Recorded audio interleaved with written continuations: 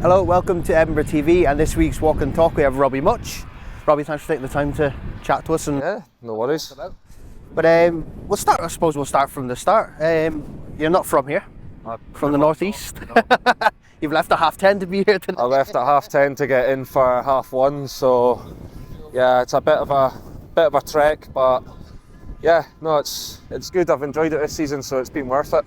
And you started off at Aberdeen. How was that coming through the youth ranks? Because obviously Aberdeen has a habit of churning out quite good players, and no doubt this season you've proved what you're worth to the club. So, what was it like coming up at Aberdeen? Oh no, I played for Aberdeen since I was about 8-year-old and came right through the youth academy. Got my first full-time contract when I was 15 and spent 3 years there full-time. A loan move to Arbroath in that as well, and then they let me go. I was obviously gutted, but on hindsight it's probably the best thing that could happen to me, because you see how hard it is to break into a big team like that, especially as a goalkeeper. So no, it was, I obviously enjoyed my time there, being an Aberdeen fan as well. It was good, but as I said, on hindsight, the best thing for me was to leave.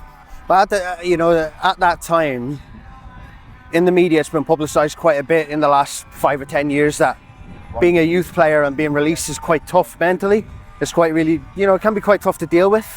So yeah. How did you get through that? Obviously we're friends and family and stuff, but from your perspective, how tough is that? Yeah, the initial moment when I found out, it was tough. Obviously, as I said, being a fan, it was difficult. But then, I suppose I'm not the only one that's happened to. It's pretty normal. I was lucky straight away. Aberdeen were good with me. They put out an email saying that I'd be leaving. I don't know how the email was, but loads of clubs offered me a trial in that. So I was in at Celtic, Motherwell, Partick Thistle in that. And the only team I didn't actually go for a trial at was Falkirk, and they just offered me a contract straight away. And my thinking behind it was, they're not a Premier League team, there's more chance to break into the first team there. They offered me a 2-year deal, whereas the other teams were offering me 1-year deals. I just thought it made sense to go there. Yeah, well, the more years you get, I suppose, more football you're guaranteed, aren't you? So yeah, exactly. You went along to Falkirk. They had slipped down a little bit from the Premiership, but how was it coming in? Because obviously it's a full-time setup, so you're not too dissimilar. It's not too dissimilar from Aberdeen. They're full-time as well, obviously. But how did you get on at Falkirk? How was your time there? I really enjoyed it. So I signed as an under-20s player. My first year there, I got the under-20s player of the year. Within 6 months of being at Falkirk, I'd made my first team debut in the Championship as well, and got a wee run in the team under Paul Hartley. So straight away I thought my decision was right to go to Falkirk, because I'd already broke into the first team. Things didn't quite work out that first season. Second season, new manager came in as well, and yeah, I didn't really play at all my second season, so I went out on loan. It wasn't really until my third year there, when I was 20, 21, I almost became first choice, and my last 3 seasons there I was the first choice goalie. So. And not to poke fun or anything, but Tuesday night we beat Falkirk. It must have been a bit, they gave you your 2 years professional contract. They treated you really, really well.